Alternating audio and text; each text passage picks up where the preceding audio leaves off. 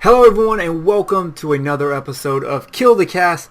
My name is Jerry and today I am joined by the Silent Hill biker himself, Kenneth. Kenneth, how you doing?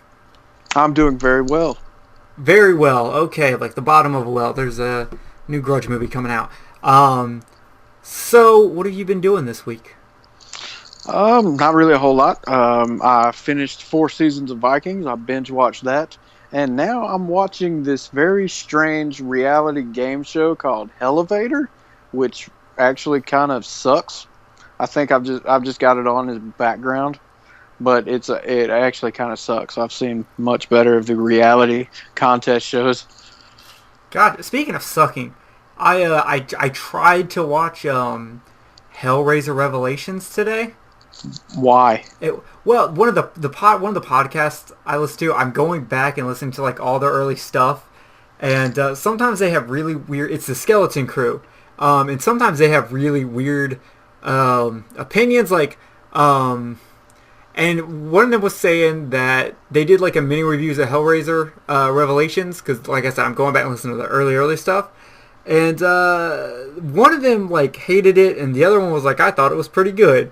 So I was like, well, you know what? I'm gonna watch it. I got like 30 minutes into it, and it's only an hour and 15 minutes long. I got 30 minutes into it, and I was like, this is just fucking terrible. Like, I feel like the idea they had for the story could have been done very well, but instead they were like, the idea is okay, but we're just gonna fuck it up. Everything we can do to fuck it up. That was, and just so I can clarify, because I think that was the one. That's the one where Doug Bradley is not Pinhead, right? Correct. He is not Pinhead in this. Okay, yeah, that's the one that when my buddy Alan brought that over to my house for us to watch it, I actually made it through the entire movie, and then as soon as the credits started rolling, I told him to get that piece of shit out of my fucking house. Yeah, like, at first I was like, okay, I like the plot idea. This might be pretty cool. I saw Pinhead, and I was like, why does Pinhead look like a 40-year-old white dude in a midlife crisis? It was just strange, man. And then like there's there's another Pinhead that he's adding nails to. There's another guy who's a Pinhead. Yeah, I don't remember. I've only sat through it one time, and it was so terrible. That I didn't make it through it, but yeah, that's what I did while wasting time. Yeah, and this week found out Alexis Arquette died. That is very true, and that is really, really sad. She was a wonderful actress. Yeah, the first time I ever saw her was when it was still Alex. Yeah. Yeah, which one was it? It was Sometimes They Come Back Again. I think it was the second one. Oh, yeah, it was the second one. Yeah, sure. That was the first time I ever saw her, was in that, and that's when I became a fan of her as an actress. So, well, at that point it would be an actor, but either way, and it does. It kind of sucks, and at an early age too, because she was a very predominant figure. You know what I mean? So yeah, especially I hate it because like at this current time in the world, like this year and the past year have been really, really big for transgender rights. And to have such a wonderful actress who could have like really kind of helped helm a lot of transgender rights and move that forward, to see her die is just really sad, especially at this point in the world. So I wish the best to her family, and just want to say to them, they'll never listen to this, but we thank you for letting her be her and letting her have the career she did, supporting her, and we thank her for giving us the joy in the acting roles she did. Yeah, I agree. It's one of those things where, a lot of people may disagree, but, the Arquette family, I mean, that's a dynasty of family right there. You know what I mean? You've got Patricia Arquette, you've got Alexis, and then what's the other guy's name that was in Scream? I can't even remember his first name. Yeah, you got him. So I mean, they're like a dynasty, especially in horror movies. I mean, all of them have been in horror movies. Yeah. So that's another reason why I kind of, that's the reason why I had to bring it up, because not only on top of the predominant figure that she was, but on top of that, their whole family has been horror movie related. So it just kind of goes hand in hand. Yeah. So let's go from sad news to really awkward news because I can't really get mad at this, but I really don't know how to feel, and that's there's going to be a Toxic Avenger remake, but Troma is not making it, but the director of Sausage Party is directing it. What's the director of Sausage Party's name? Do you know? No, because for some reason I put it in my notes and I didn't look it up because I'm an idiot and not good at my job. Thanks for pointing that out. No, I don't know, but and I haven't seen Sausage Party yet, but all the trailers look fantastic. Everyone I've talked to said it was great, and I think if we have him directing it, I think it'll keep its comedic value. I don't think it'll be that watered down. I think it'll be a little watered down, but I don't think it'll be that watered down. So I don't know, man. Toxic Avenger is just too classic, dude. So it is, but I like when it comes to remakes, like I'm so half and half on them because half of it's like me going, why don't y'all get some original ideas, and then the other half of it is like, please remake this series because then they'll re-put all the old ones out on Blu-ray and I can buy those. That makes perfect sense because I feel the same way. I don't ever think about it ahead of time like you do. I think about it after the fact. I'm like, oh, sweet. Now all these are back on, coming out in a new special edition. Let's get them. Exactly. So I'm kind of like, and I try to be, I'm running out of space, by the way. For movies? Yeah, dude, I'm running out of space. I've got, just all right. Get rid of your kid. I'm not getting rid of my kid. All right, so the racks that are in my house? I'm starting to stack them on top of them. Oh, jeez. Yeah, that's what I'm saying. I'm running out of room. I have got, I don't even know how many movies I've got at this point. In my room, I've got all of my PS3 and PS4 games and my entire Supernatural series because I'm a Supernatural fan, and I've got all 11 seasons that are on DVD up there, and in there I'm just stacking them on top. I'm running out of room. I don't know what I'm gonna do. Are you a Sam guy or a Dean guy? I'm a Dean guy. Yeah, I'm a Dean guy. Yeah, and I mean sexually. Yeah. Okay, just checking. Totally. Yeah. He's the cuter of the two. Oh, for sure. We'll have to do an episode one day whenever I finally get past season 5. I think I'm stuck in. The bad part about it is I keep going back, to try to catch anything I missed or anything like that. And once you get past the apocalypse thing, once you get past that, it's very difficult for me. It's very difficult for me to go further into the series without losing interest right after the apocalypse. Interesting. Let's get back on topic here. Sorry. I don't know if I'm going to pronounce this name right, so someone correct me and call me names in the comments. Benicio del Toro is in talks for the Predator reboot. Benicio.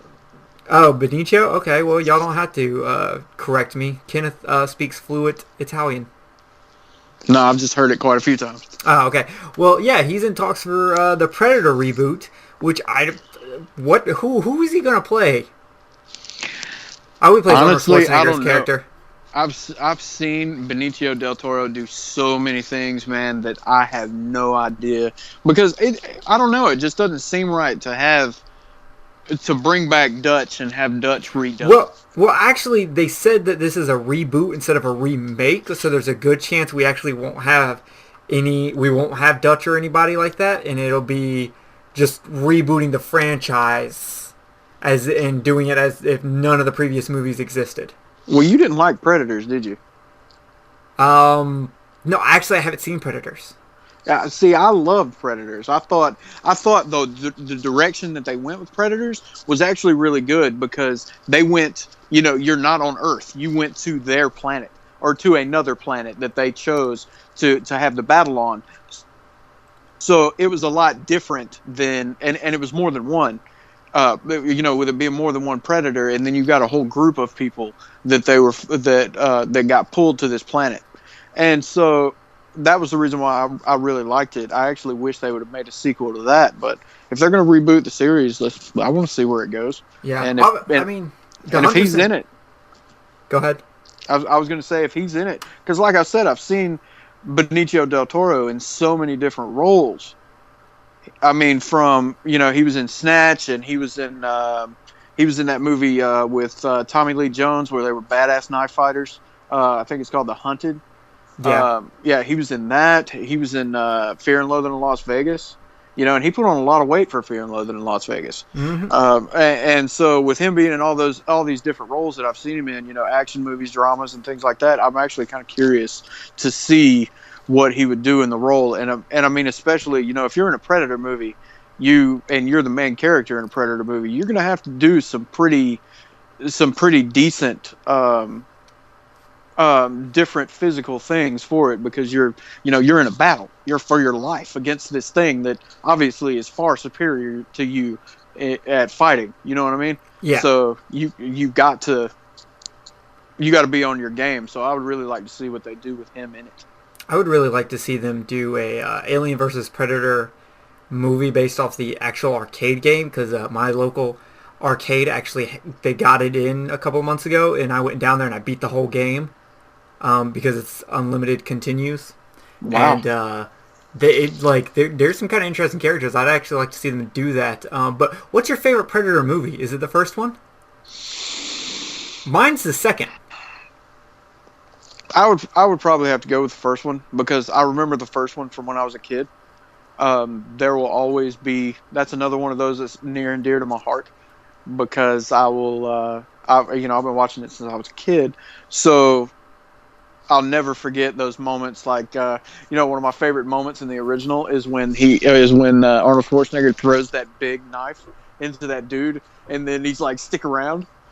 That's one of my favorite moments in that. And then the other one is when the Predator jumps in the water from really, really high and then comes out, and Arnold Schwarzenegger's got all the mud all over him and stuff. I thought that was really cool. Get to the chopper. You know what I want to see? Lethal Weapon versus Predator. Who? Are Mel Gibson against the Predator?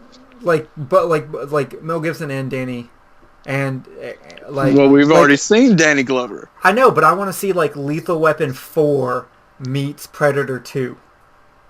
That would be cool. I mean, I like the idea, and I want them to have, they were going with Predator 2. Yeah, I want them to have the Jet Li Predator. That'd be cool. A coke dealing Jet Li Predator. Can we make that happen, Hollywood? Like, you're doing all these remakes and mashes up, and I'm handing you stuff on a copper platter for you to just make me happy and make everyone else super pissed. Well, getting back to what you asked me, Predator 2 I like the idea of it. I thought the end of it was really, really cool when you see Danny Glover inside the Predator? ship. Inside the Predator? Are we talking Predator porn now? We're talking about the ship. Inside the ship, where he sees the different weapons from time that they've taken as trophies, things like that. I like that aspect of it, but overall, I just couldn't. The idea of the Predator being in the city was a cool idea. I just don't think it was executed as well as it could have been executed. But I mean, if they were to reboot that one and do it now and had the right director, I think that would be actually a better idea for now. Well, now I want to see Predator versus Big Black Cock. My God, man, you got a one-track mind this evening. I'm just like, we can keep it in this the city. This is the kind of conversation you were trying to get me in before we even started the podcast. We'll play Guns N' Roses, Paradise City in the background, and the BBC, BBC versus Predator. I'm sorry. Okay. So the movie we're doing today, Kenneth actually chose this movie because before yesterday, I think I had only seen this movie once in my life, and that's the 1992 Francis Ford. Is it Coppola or Coppola? Coppola? I think it's Coppola. Okay, Coppola. Bram Stoker's Dracula. And I'm going to bring up the same thing I brought up to you when we were talking about it before. I find it ironic that you've only seen this movie like one time, but you have 3 different versions of the video game. I actually looked. I've got the Super Nintendo version, the regular Nintendo version, the Sega Genesis version, and the Game Boy version. My Game Boy is still version of the game is still sealed. Oh, wow. I've got it complete in a box for Super Nintendo and original Nintendo. And for Genesis, I need the manual. I've got the game in box, but I don't have the manual for some reason. And I love those games. I think the original Nintendo version is the best one of them. And I find it odd that they made video games for this movie. After rewatching this movie, I was like, "What the fuck, man?" Like, and why was crazy? It was crazy when it came out, because I remember when the movie first came out on the VHS. You know, when they had the advertisements on the beginning of VHSs, they had the advertisement for the video game. You know what's even weirder than the video game, though? Did you know that Topps, the trading card company, made trading cards for this movie? No. They did, and but I did find something cool when I found that out. You like Hellboy, right? Yes. Mike Mignola, I don't know how to say his last name. I'm really bad at pronouncing names. He actually did a lot of the art for the cards. It's interesting when you take the time to think about how merchandising was back then versus merchandising now. Yeah, everything comes out for kids, even if it's R-rated. Well, I mean, I don't mean like that. I mean, like, all right, you remember back in the day, like when, and this may be a little bit before your time, and I know you didn't really care for this movie. All right, I'll take another one into consideration. Was the first Batman, when it came out, the Michael Keaton Batman, was that before your time? I actually saw that in theaters as a baby. Okay. My dad's. How old were you? My dad's a huge 1. Okay, so you won't remember what I'm talking about. Dude, like Burger King and all the rest of them, man, there was Batman shit everywhere. They did the same thing for Jurassic Park when it came out. Now, Jurassic Park, I remember. Right, okay, you remember the merchandising where everywhere you went, there was Jurassic Park shit. A Nightmare Before Christmas, when it came out, man, Burger King had the watches that you could get, the cool merchandising stuff. Now, it's just action figures and stuff that you can catch in you know, like GameStop or in you can go to Toys R Us and find some of it. But the merchandising, to me, it just, and this is me being nostalgic, it's just not the same as it used to be, and I've actually missed that. So I actually look back on it and think that the stuff that they did for this movie, for the merchandising, like making the video games and doing the Topps trading cards, and I'm sure there were other things that I just can't remember, you know, when this movie came out. And then on top of that, the Annie Lennox soundtrack. When this movie came out, it's the song that plays at the end of at the very end, like you've got your normal score during the credits, and then the Annie Lennox song is the last thing for the credits. That, dude, it was everywhere. You heard that song everywhere. My mom was infatuated with it. Yeah, I remember when Titanic came out, you could not get away from My Heart Will Go On. But you get what I mean. And like I said, it's just things are not done that way anymore. It's sad to me that things are not pushed the way they used to be pushed with merchandising and whatever else. Like The Walking Dead, you know, when that came out, you can get your special edition Blu-ray box sets that are the cool figures that you can pull them out and whatever else. But you can't. It's hard for me to describe. It's not like it used to be. Yeah, because I remember like I can't remember. I think it was Burger King had or it might have been McDonald's. I don't remember which one. It was probably McDonald's actually. Now that I think about it, the Batman and Robin glasses. Right. And then like the Disney Hercules plates. Right. Yeah. Like. Or do you remember what was the name? Which of the fast food restaurants had the little grapes? You know, or the raisins, the California raisins. That was before my time, but my mom had a bunch of them, and I played with those a lot when I was like 3. Yeah, it was the same thing. The collectibles that came from things like that were so much different than they are now. Yeah. So, okay. Now that we've gone down that nostalgic fast food adventure, let's talk... Don't be sorry, Kenneth. Be right. Okay, so came out in 1992. We had the always amazing Gary Oldman as Dracula, Winona Ryder as Mina Harker, the also always amazing Anthony Hopkins as Van Helsing, and Keanu Reeves as Jonathan Harker. Those are our main 4 people for this movie. We also have the Cary Elwes, the Princess Bride dude. He was in this movie. Isn't that the same guy that was in Menace Heights? Yes, him. Yeah. He's fantastic, but he really doesn't stand out in this movie. We had a budget of $40 million, and worldwide the gross was $215.9 million. Well, it definitely made its money. Yeah, in America it made like $80 million. Wow. Yeah, so if you don't know the story of Dracula and you're listening to this podcast, I have to question why you're listening to this podcast, and I assume it's because you masturbate to our voices or something. Because everyone should know the story for Dracula in its many forms. This one kind of borrows stuff from the original book, the 1931 version, the 1958 Hammer version. It borrows kind of from all of them and just kind of mixes and mashes it all together. Yeah. The thing about I've got the Blu-ray for this, and so the thing about it that really got me is that Coppola wanted to do, and he did, all of the visual effects. He did them practically, except for one, which would be, I think it was the little blue things. The blue flame is the only optical effect in the movie. Everything else was in camera on set with no post-production work. Yeah, and when dude, when you see them put it together, I don't know if you watch special features on whatever version you got, but when you watch them put it together, I was dumbfounded at how, and they did it the same way that they did it back in the day with like silent films and the original cuts of like the old Dracula movies and Nosferatu and stuff. I was dumbfounded at how they put some of this stuff together. Yeah, and they pulled some awesome King Kong shot shit also. Right. You know, like they did this one scene, and I thought this was just awesome.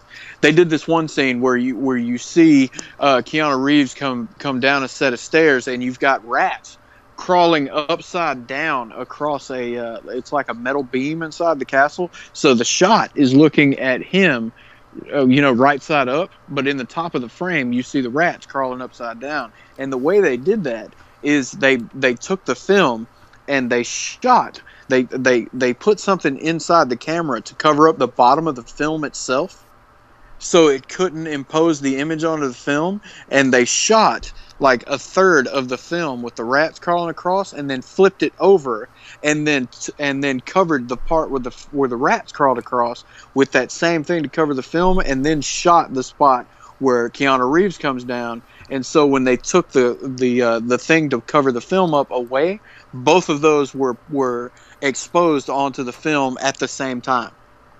Yeah, and it's actually kind of funny. So his original visual effects team, when he insisted he wanted to do this old school, no computer trickery kind of stuff, they told him it was impossible after hearing what he wanted to do. So he fired the entire team. Right. Yeah, and he hired his son to do it.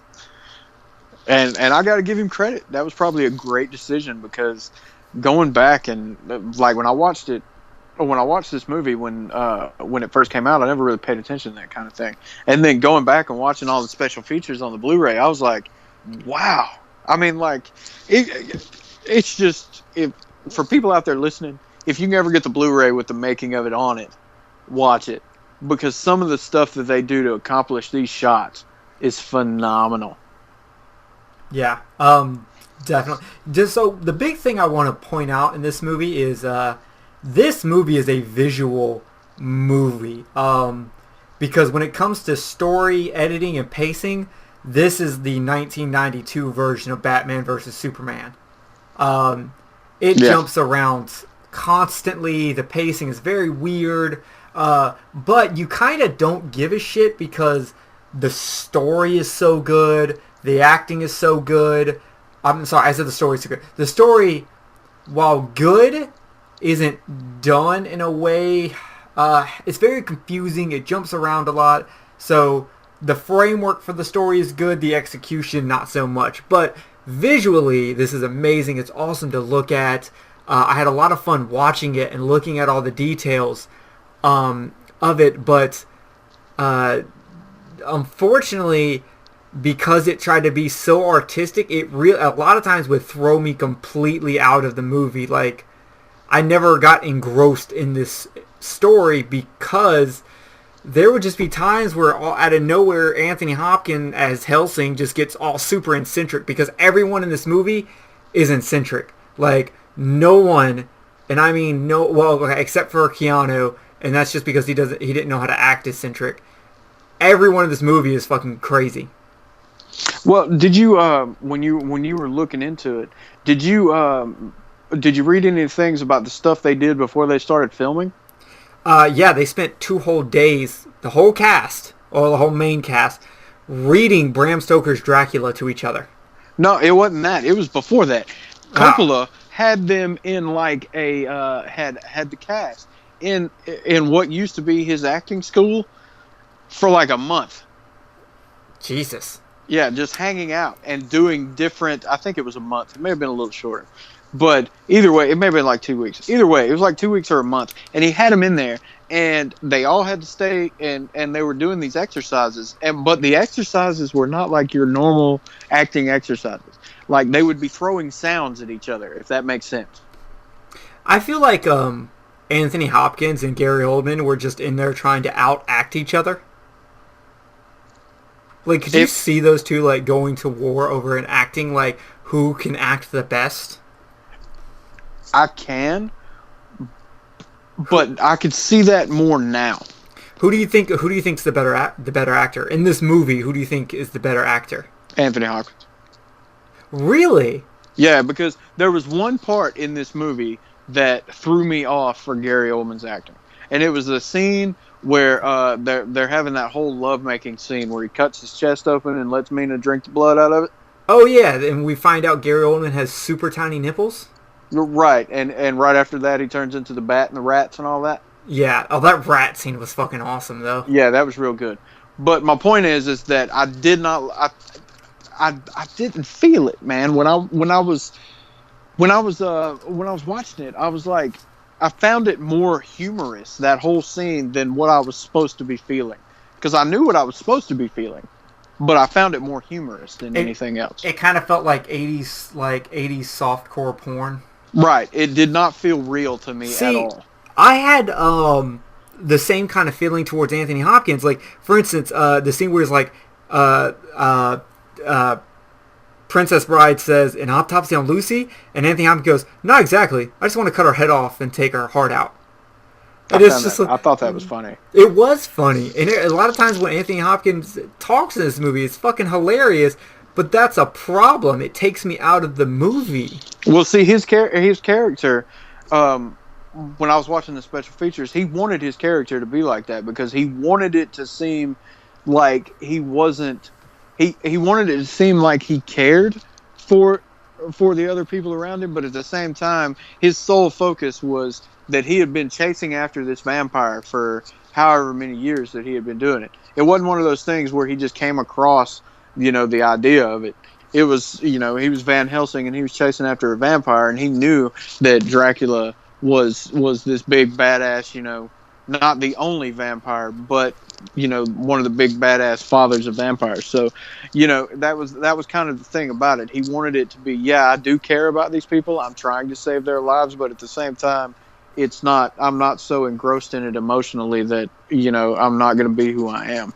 Dude, when he gets like all super excited about the vampires, it's really cute. Like when they're like first all getting together and to get on the stagecoach and everything.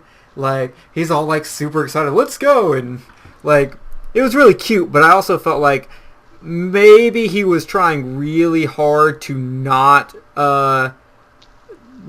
be Hannibal Lecter, like because this character really is kind of like, while on the same spectrum of genius, is like on the other side of Hannibal Lecter. I got you. I can see where you're going with that. I think one of my favorite scenes with Anthony Hopkins, and this one is not a powerful scene at all. It was when he's sitting there and he's talking about the vampires and the wind outside, and he's laughing constantly. Oh, yeah. Yeah, that was probably one of my favorite scenes, because at the end of it, he's like, he says something to the dude, and then he's like, I starve! Feed me! Yeah. I cracked up, man. Um, but overall, I honestly think that the acting for Anthony Hopkins was better because I when I was younger and I watched this movie, I guess I didn't have the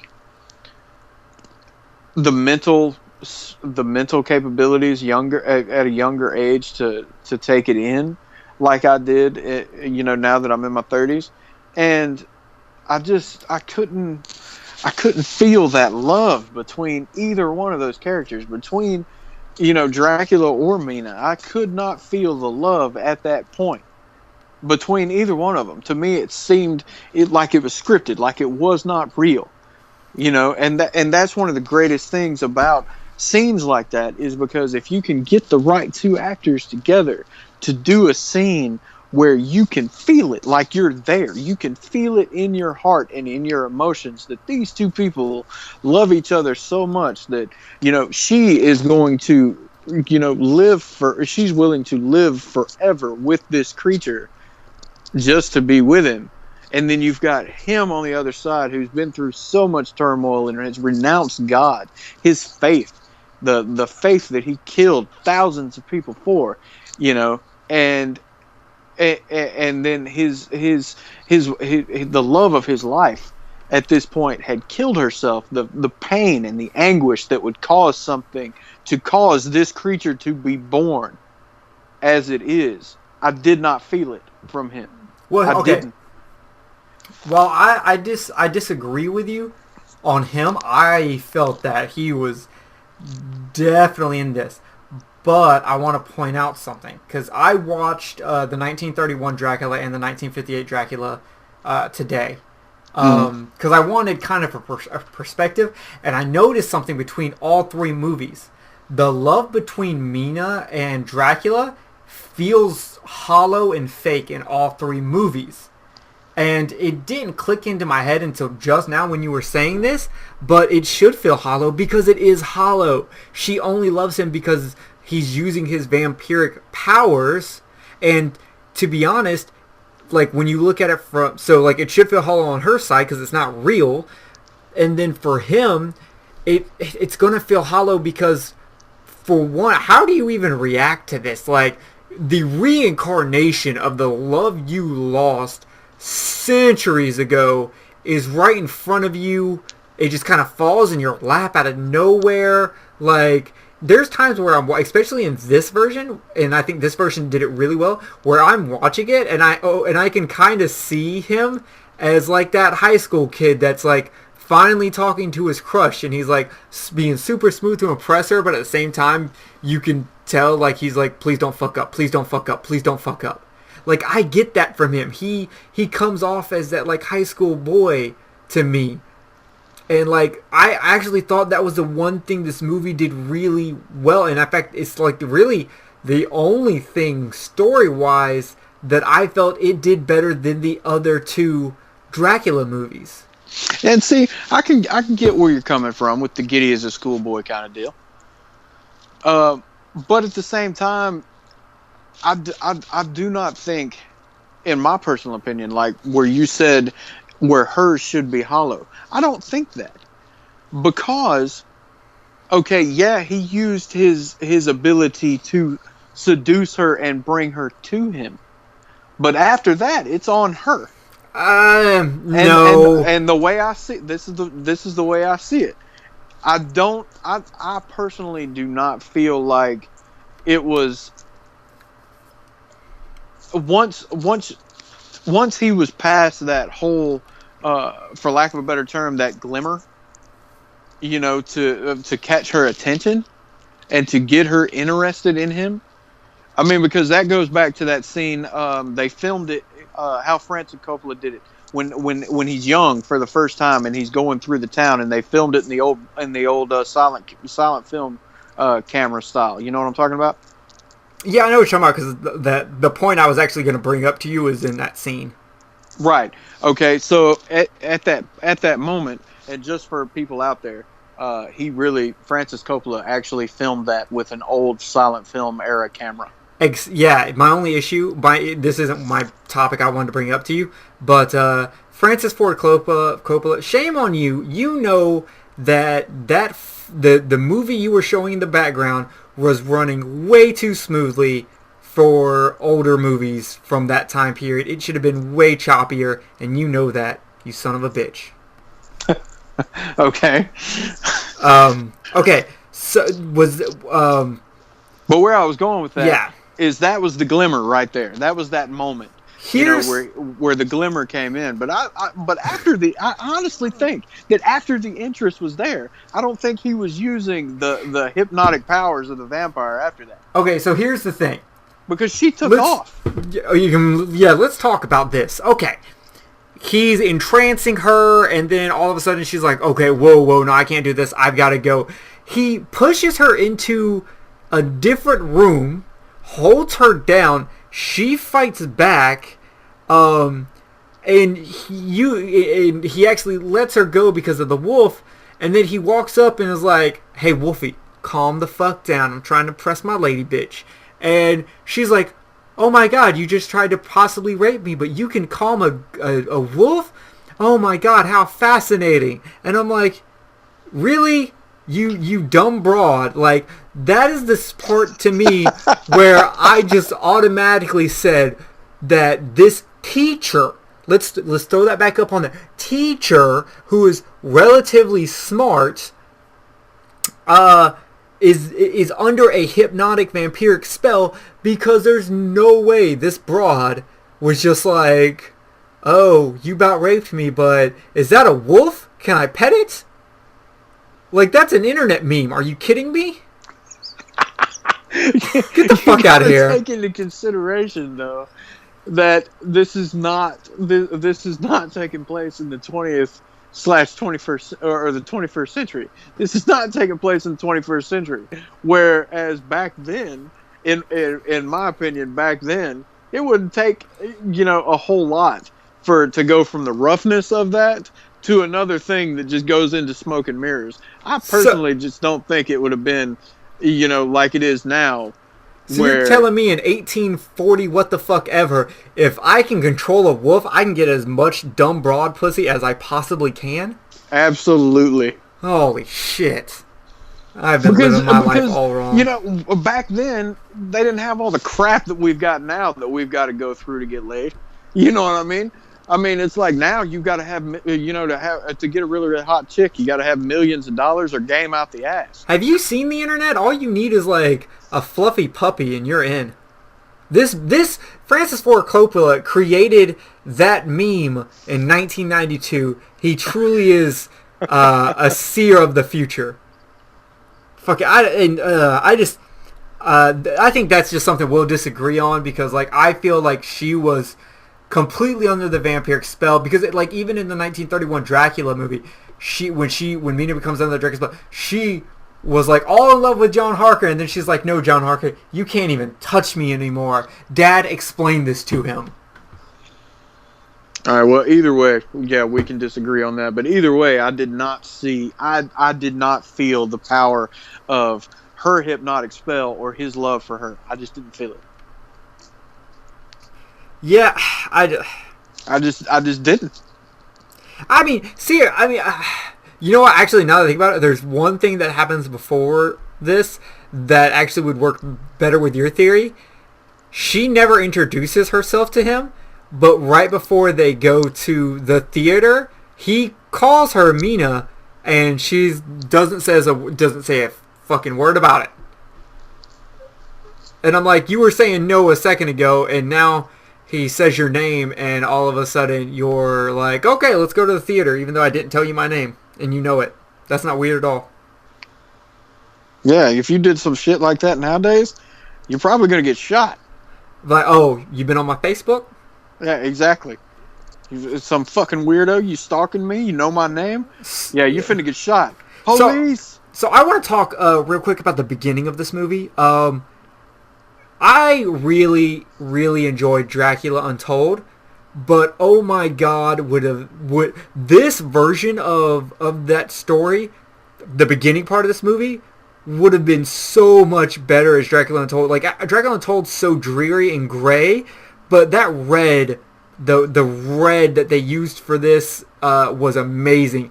I would love to see the prequel to the 1992 movie where he actually goes to war, becomes Dracula, wins the war because he is Dracula, all in this, like, blood red with his red, looks like muscle armor. Like, that was my favorite thing about the armor, is that it reminded me of Hellraiser. Yeah, and then, like, the cross that he stabs and it bleeds out everywhere, and the top of the cross looks like a penis. Yeah, that whole scene, the beginning of it, I agree with you there. Yeah. All of that together. The only thing I didn't like is in the beginning is, okay, she jumped into the river. They got her body back. She doesn't look all that wet, but I guess she could be, she has blood on her face that you would think would have been washed off by the river, but she also has blood on her note. Did she slit her wrist before she jumped and they just forgot to include that scene, or like what? And then a second later it doesn't matter because there's just blood everywhere, like as it pours out of the cross. I don't know. I didn't actually think about it until you said something, but it caught my eye. And then if we go to like the next part after this, the Jonathan Harker part. If I was him, I would have been noping this whole thing. Like, fucking wolves, nope. Fucking dude shows up looking like Sauron from Lord of the Rings trilogy, nope. I am not getting in there. Go fuck yourself. Again, and this goes back to what I said a few minutes ago. Again, you got to look at the difference in the time period. This motherfucker showed up like he was about to battle fucking trees for the One Ring. Okay, and it's cool that it's that is Gary Oldman in the suit, because that's very much like in the book, Dracula is actually the one who's driving the fucking coach, and right. he's disguised. But like, that dude showed up like he was ready for war. I actually liked the suit that he was wearing. He looked like a boss in Dark Souls. Exactly, I like that, but. Like I said, you got to think about the time period. You know, there to go and spend, 2 or 3 days and then later a month in this castle for somebody you're trying to help. You know, back then there were phones, and if there was phones, it was rare. And I don't even think there were phones at this time period. There were not. But I think it was telegraphs and notes, and not even telegraphs.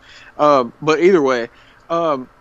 So in this time period, you didn't have internet and all the rest of that stuff that we've got now. Where if we had internet back then, Dracula could have just bought his places all over London with clicks of a mouse. I think they had internet because Dracula knew that if you had a dog, you could get into any bitch you want. Right, but my point is that it wasn't unheard of, especially in Harker's line of work. So. I can see where he would go out there. Now, for him to stand at composure for as long as he did before he said anything, that's a little different. Because the moment that I noticed, when I'm standing at the door, and I noticed that the shadow does not match up with this guy. That's a nope moment. I'm getting the fuck out of there. No, it's not a nope moment for me. It'd have been more like, all right, what the fuck is going on? See, and that's why you would have get killed. I would have fucking ran and probably got killed by wolves, but still. Yeah, but at this current moment, the difference between me and a lot of people is that if I had the opportunity to be a vampire, I'd be all on that shit. Yeah, you sparkly motherfucker. So, okay. Fuck you. Okay. Fair enough, but let's talk about Keanu real quick, because if there's one thing people like to complain about in this movie, it's Keanu, and I don't blame them. His acting is so subpar and stiff. And that wig that they had on him to have gray hair was shit. His accent was terrible. Like, he looks like he just constantly was like trying so hard not to speak in a California tone and say dude at the end of everything. That's the reason why when I told you that I wanted to do this, I made that comment about, a surfer back then, or a surfer in Dracula. Yeah, there's actually a '50s Elvis version of this, where Dracula actually gets beat in the surf off by Keanu Reeves. So You wish, dude. yeah. While people always bring that up, it amazed me. I was like, well, you know what? That's a good point. Like, could Francis not see that he was not acting up to par? What was up with that? So I looked into it. That was not his first choice.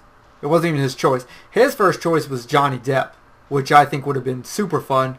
But Johnny Depp was off doing crazy Benny and June shit at this time, I think. But the studio actually wanted him because he was like gaining in popularity. He was really big at the time, and he was one of the biggest heartthrobs at the time. So the studio wanted him, and Francis really didn't get much say in it. I find it amusing at how you can go from doing Bill and Ted to doing Dracula. Well, you just need a little speed. Either way, speed, Black Beauties, whatever, Quaaludes, whatever it takes. I was talking about the movie Speed. Oh, I was talking about drugs. Oh. Obviously. Keanu's never done drugs in his life. He's a good boy. Either way, this was before he that's one thing that I got to give Keanu Reeves credit for. Going from movies like Bill and Ted and having that whole surfer kind of accent and all that to such a seasoned actor that he is now is to me it's great. Now don't get me wrong, there has been a few movies that he's put out recently that are kind of meh, but overall he actually turned out to be a very good actor, and from what I understand, a really, really good human being. Actor-wise, I've never ever been really impressed with him. I think he does an okay job. He's like another version of Nicolas Cage to me, but less crazy. He kind of plays the same thing over and over to me. My favorite movie by him is Devil Advocate. That movie was just fantastic. Yeah, I mean that right there is a prime example. Okay, going back in time in an elevator to that. Yeah, but the thing is I will give Keanu props on one thing. Even he admits that his acting in this was subpar. He has gone on record to say, I had done a bunch of movies back to back to back. I was really exhausted, and I just could not give the energy that I should have gave for this movie. And I agree with you. At least he admitted it. Yeah. And you know, I mean, I'm pretty sure that he's not the only actor in the world that's ever done that. You know, as much as the movie Blood Rain, sucked on its own. I mean, look at Michael Madsen's acting in that. To look at his acting in a lot of things. But you know, some of the stuff that he's in is really good. But that's one of those things that kind of puts certain celebrities in. I put certain acting celebrities in two different categories. I put them either as an actor or a movie star.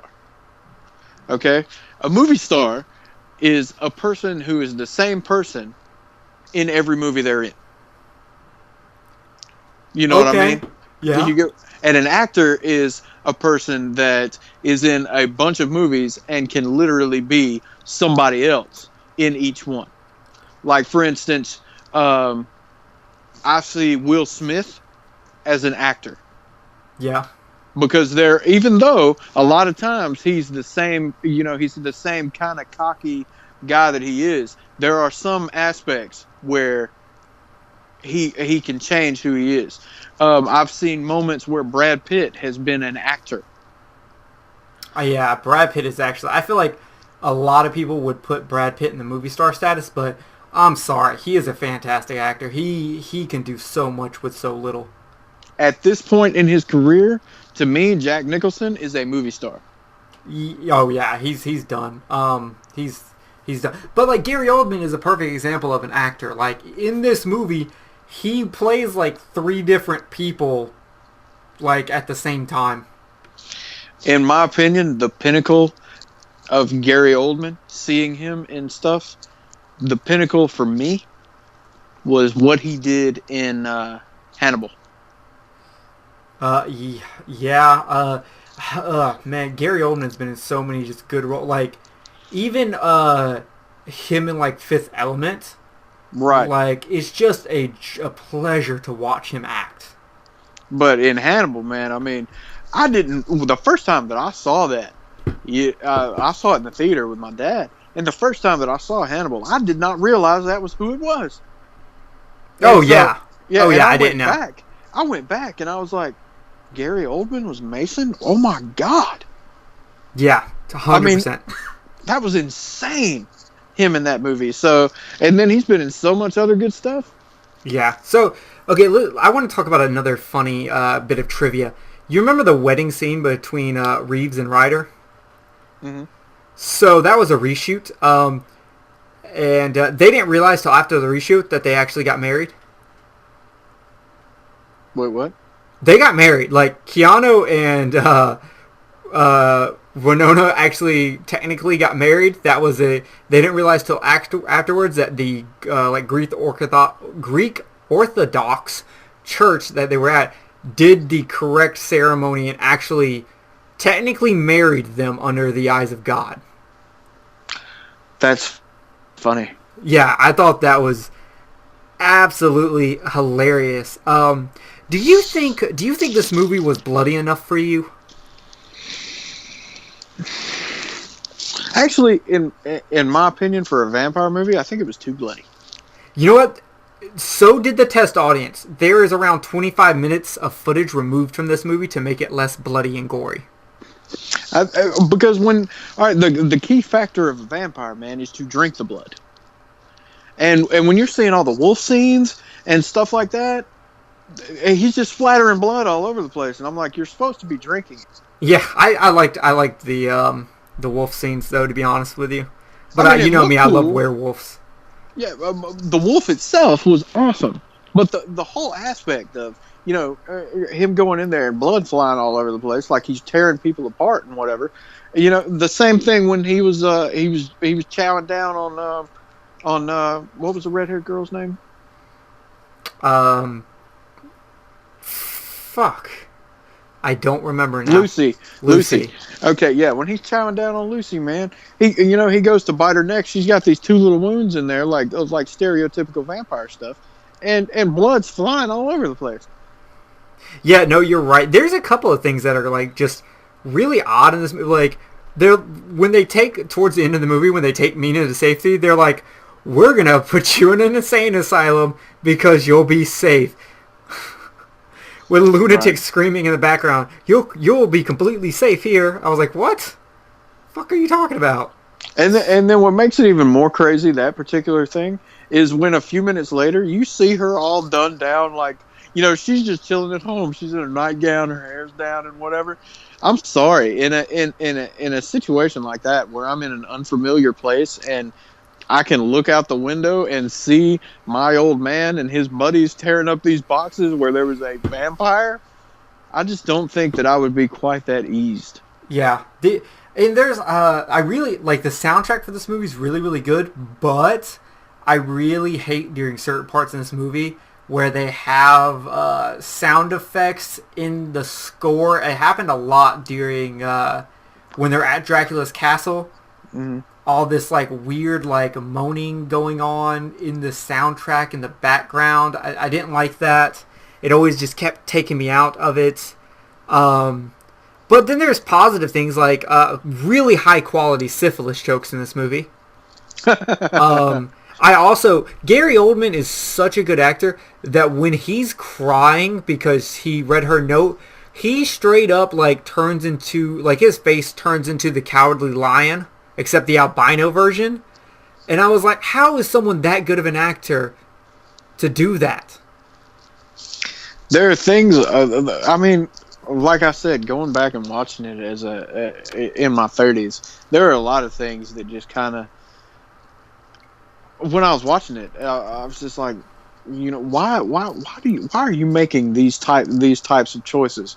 I mean, the visual effects of the movie were great, things like that. But there are certain things, little shit, that's just why would you make this choice? It doesn't fit.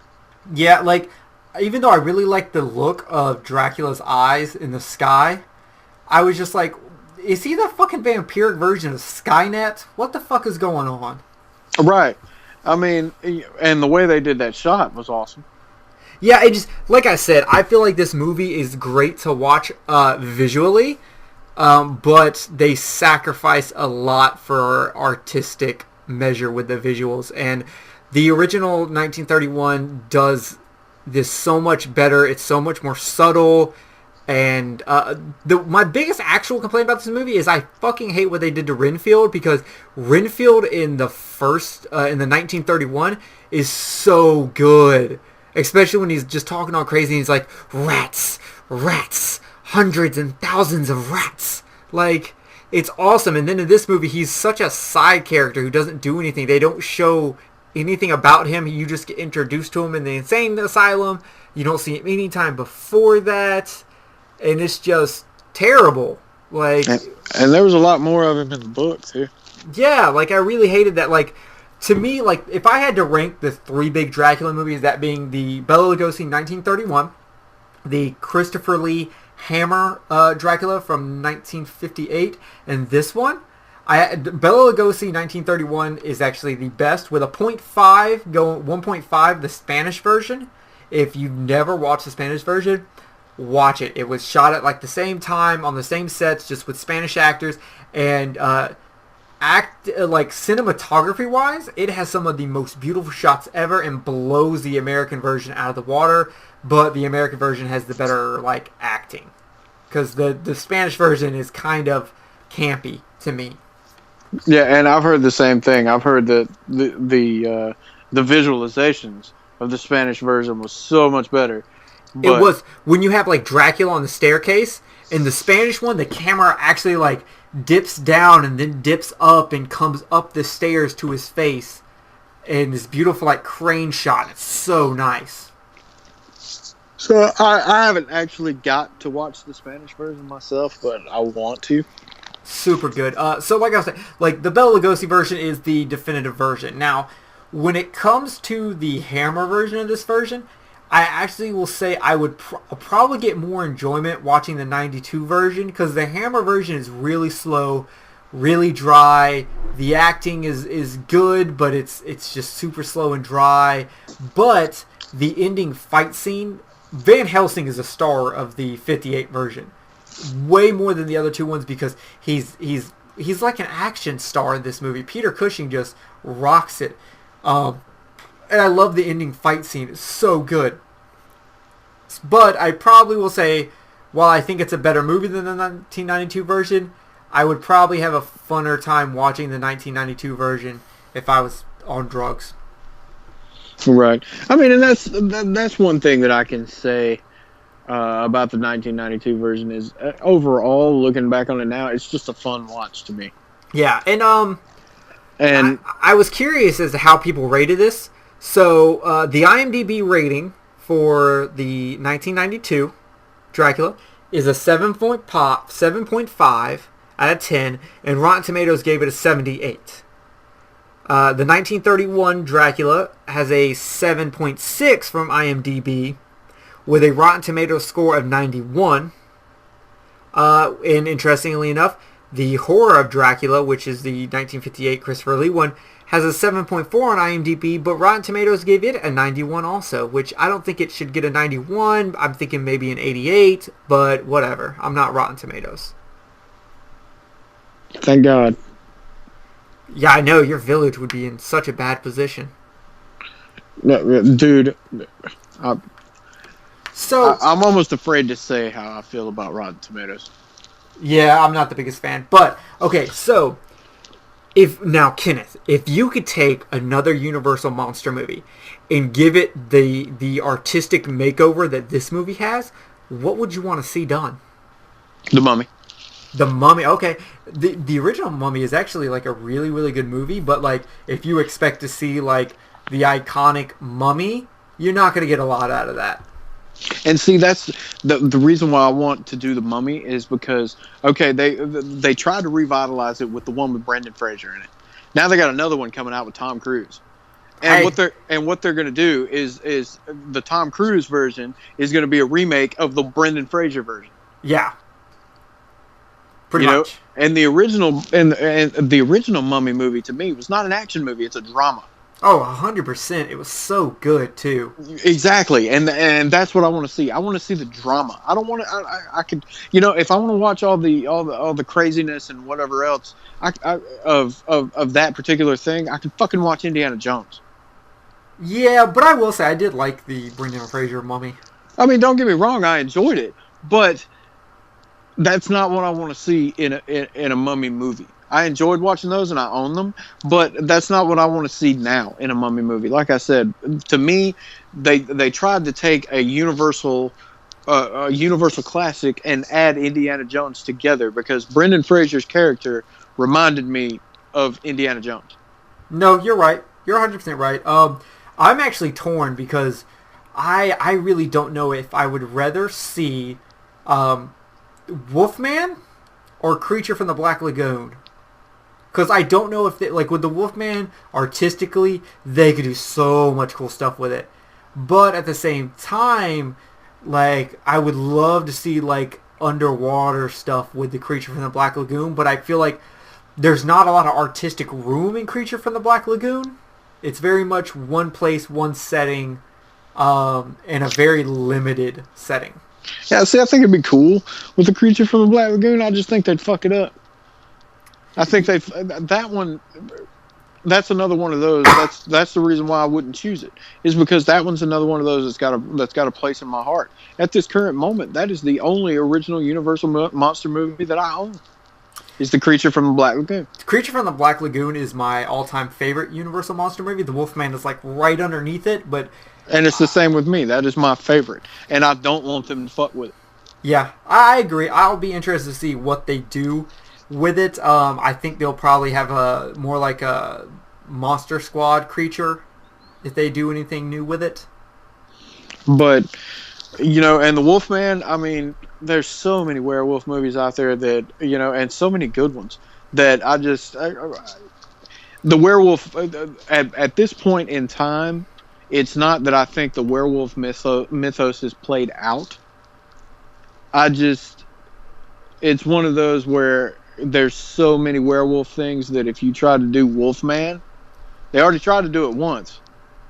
Yeah, and I really didn't care. It was okay, but I want my Wolfman in a flannel t-shirt. Right. They already tried to do it once, so it's like, okay, and that didn't do that hot, so just go ahead and leave it alone. Because there's so many other people that are making fantastic werewolf movies that the Wolfman really doesn't need to be fucked with.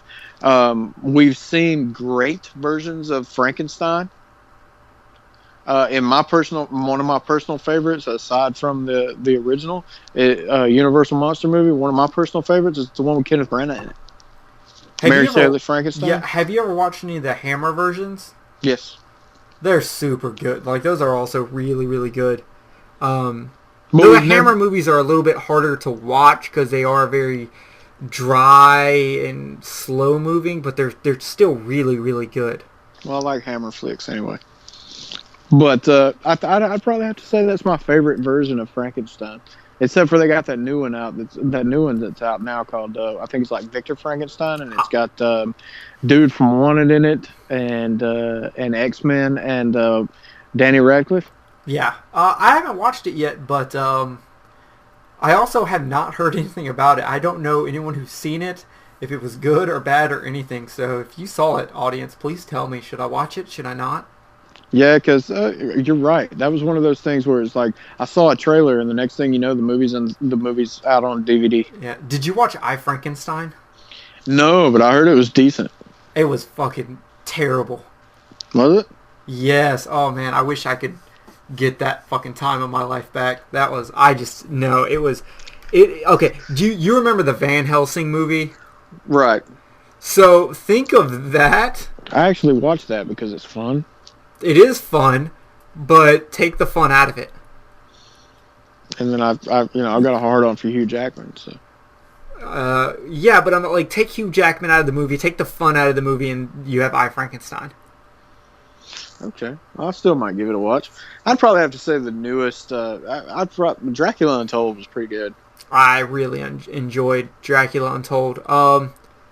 So okay, let's get to the important question. You have to kill someone from this cast. Who are you killing? Oh wait, hold on. Hard mode. You cannot say Keanu Reeves. I'd probably have to say, man, Winona Ryder. Is it because you want to have sex with her dead body? No. Oh, okay. I was just checking. I didn't. I told you before we even started recording this. I thought her acting was shit. I thought she did a good job, but I did not like it at all. If anyone wants to know why I made the dead body joke, it's not because Kenneth is a huge fan of necromantic or anything, but we have necrophilia. I meant the movie Necromantic. Oh, okay. Jesus, Kenneth. So we have a Facebook group chat where we do all our talking and everything, and everyone has nicknames. And Kenneth is Corpse Fucker. Jay is Slasher Extreme, and I don't know what mine is because I never get to see mine. Jaws fan. Something. Really? That's it? I'm Jaws fan? It's Jaws fan something. I can't remember. Oh my god. Okay. If I had to kill anyone in this movie, it would actually, it's going to be my very, very, very beloved Renfield, because I need to put him out of his misery. I hate what they did to him. I just want him to go to sleep. I'll put him on a farm. He'll be able to run and play. I hear you. I was just very upset by that. Okay, now we got to rate this movie. I'll give it a 6. It's really fun to watch. And I give it a 6 because the acting and visuals are so good, but the pacing, editing, and story is just kind of all over the place, and they fucked up Renfield. I'd probably have to go with a 5, and the only reason why I'd even give it a 5 is because of how awesome the visual effects were and Anthony Hopkins. I honestly did a 6 because I thought you were gonna do like a 7, and I wanted to be under you because like I didn't want to be too nice with the movie. Wow. Okay. Yeah, like I gave The Village so much more over this movie. Oh god, yeah. Like there's potential in The Village, and in this movie, like there's potential in Dracula, but the problem is all the potential is worth losing for the visual effects. And once you see the visual effects, you're just like, oh, that's so good, I guess I'll forgive everything else. But like when you realistically look at it, you know it's not great. Did you ever see that movie that they put out? I think it was called like Dracula, Prince of Darkness or something like that. But it was like a TV movie, and it was different because the whole of the movie was about Vlad the Impaler. Yeah, like it was him. It was Vlad while he was going through all the wars and stuff that he was fighting for his country. Oh shit! Yeah. Really? It didn't get to any of the Dracula stuff until like the last 5 minutes of the movie versus Dracula Untold, where it's like, you know, the first half hour is the stuff where, you know, Vlad's fighting for his country and whatever else. This one is more historic to the Vlad the Impaler story. Oh, I gotta see this. Yeah, it was really cool. You know, it talks about how he got the Impaler name. Him sitting there, you know, at a table drinking the blood as it's falling down from people he's impaled on the spears, and how badass of a prince that he was, and you know how his tactics at war and stuff like that to win his battles. I mean, the whole 9. Yeah, I'll have to hunt that down. But anyway, that's Dracula 1992 version. Please tell us how you feel. But before we go, Kenneth, guess what I have for you? So. I have 2 more bad idea remakes. What you got? Okay, I'm going to start off with the easy one. Okay. Halloween 3 Part 2 Season of the Pyramid Scheme. What? Halloween 3 Part 2 Season of the Pyramid Scheme. Once he realizes his mask idea doesn't work, he actually goes into pyramid schemes and gets all your friends on Facebook to try to sell you dietary supplements and green tea. Oh my god. I said these were bad idea remakes. Okay. Wow. All right. Now the next one I'm gonna say, and I last time I tried to make you throw up. This time I'm gonna really try to make you throw up. Uwe Boll's The Exorcist. I'll kill you. Oh my god. You had better be glad that we are 5 hours apart from each other. Because if you were sitting next to me, you would have lost some teeth with that. I was sitting here thinking, like, I had my Halloween 3 one, and I was like, I need another one, and I was like thinking about, like, okay, what are the 10 out of 10 horror movies? And I started going through them, and I was like, okay, what's the worst of the worst directors? And so I just kind of matched up Uwe Boll and The Exorcist, and he's actually gonna have Joel Mortez or Chloe Mortez, the chick who played Carrie in the remake, and the chick from Kick-Ass. He's gonna have her play The Exorcist, but he's actually going to only talk to her in German, so she doesn't know how to act the whole movie. So is she going to be the actual exorcist, or is she going to be the possessed girl? No, she's going to be the exorcist. We're gender swapping in this one. Reagan is actually played by a boy, and he's gay, and his parents are huge Ronald Reagan fans and huge Republicans, and they hate their son, and he's not actually possessed. They just think he is because they're Republicans and he's gay. So they're gonna send him to fucking cheerleader camp or whatever it was. Did you ever see that movie? No, I don't know what you're talking about. Oh, there was this movie where this chick, God, what was it? What's the chick's name? She was in. It doesn't matter. Either way, she was like, it's called but I'm a cheerleader. That's the name of the movie. I've never even heard of it. Yeah, you should check it out. It's one of the. It's this one where this this girl, she's a cheerleader, and she's not gay, but her parents think she is gay, so they send her away to one of them camps to fucking turn her straight, and she becomes gay while she's at the camp. Holy shit, that sounds wonderful. Dude, it is great. It is so good. Oh my god, I kind of want to see that. It's right up there in the weirdness of Welcome to the Dollhouse. Jesus. Ugh. Okay, well, I mean, I think that's all I've got for us for this podcast. Do you have any parting words? The same thing I always say. Any feedback or anything that you would like for us to do, in which case we already do have a request that we are avidly trying to get on. Other than that, just keep interacting with us and let us know.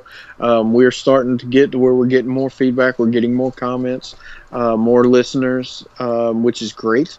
And just let us know what you got going on, what's going on in your head, and we'll do our best to give you some kind of response. Yep, and if you are listening to this and it's it's still September, you have till, I can't remember if I think it was September 22nd or 29th, one of those two, to enter our contest to win a box full of awesome stuff. And to enter the contest, message our do not comment, but message the Kill the Cast Facebook page, which is facebook.com/killcast13, and that's the numbers 13, not the word. Your idea for a bad movie remake. We've gotten 2 in. We got 1 in today, and me and this guy talked about it back and forth and just kept making it worse and worse.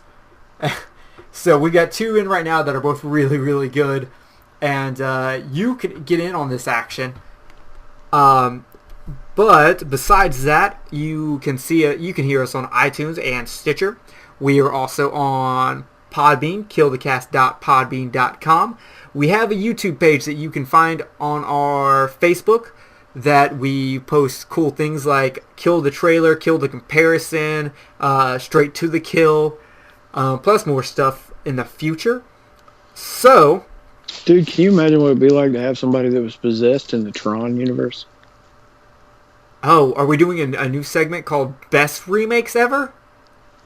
I mean, because I don't know, I just came up with that. I was sitting here looking at my movies while you were talking about that, and I was just like, A possessed chick in the Tron universe. Oh my god. That would be ridiculous. The lightsabers just like spell out 666. Right? Oh my god, that's fucking crazy. Holy shit. Anyway, so that's it for Kill the Cast. Thank you for joining us. Like, comment, subscribe, follow, interact with us. We're posting on Facebook a lot, doing all kinds of cool stuff, and we've got big stuff planned for the future, so we're super glad to have you along for this journey. Thank you for listening, and we will see you next time on Kill the Cast. Bye-bye.